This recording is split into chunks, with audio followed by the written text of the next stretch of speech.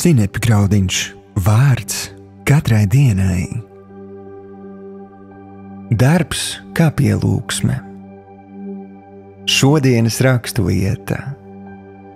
Visu, ko darāt, darāt no sirds, it kā savam kungam un ne cilvēkiem. Kolosiešiem 3. nodaļa, 23. pants.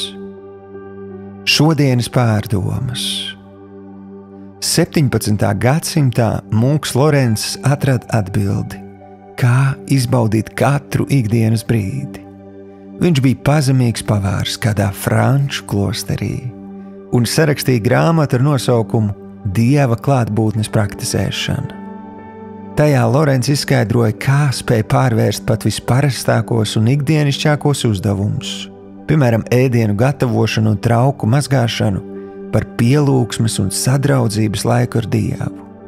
Viņš rakstīja, ka galvenais ir nevis mainīt to, ko es daru, bet gan mainīt savu attieksmi pret to, ko es daru. Aicinu tevi sekot šī mūka piemēram un pildīt savus ikdienas uzdevumus kopā ar Dievu. Ar šādu attieksmi tu priecāsies pat par atkritumu iznešanu. Tāpēc neļaujies domām, ka tev jāatbrīvojas no ikdienas darbiem, lai veltītu laiku sadraudzībai ar Dievu. Negaidi nākamo brīvdienu. Pieņem šo dienu kā Dieva dāvanu un ej tajā kopā ar viņu. Izbaudi celšanos un brokastošanu. Izbaudi mājokļu uzkopšanu. Izbaudi trauku mazgāšanu. Izbaudi katru darbu. Tev tik un tā ir jādara visi šie darbi. Tad kāpēc gan neizvēlēties tos darīt ar prieku un kopā ar Dievu? Šodienas lūgšana.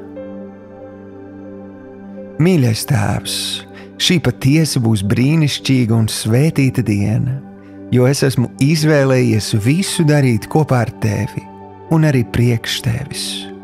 Paldies, ka palīdz man dodot gudrību un izdošanos.